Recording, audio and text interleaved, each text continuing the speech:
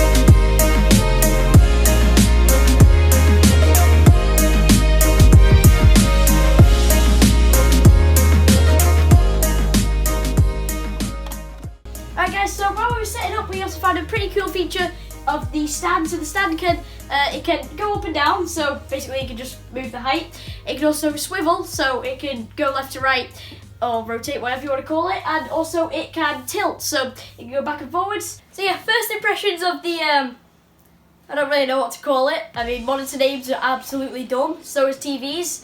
I'm not gonna lie, please just make your TV like a nice name, like Samsung Grey 1, something that you can remember instead of AE 54794. Yeah, so basically that's our review of the ElectriQ monitor. It's honestly just a stunning monitor on first impressions.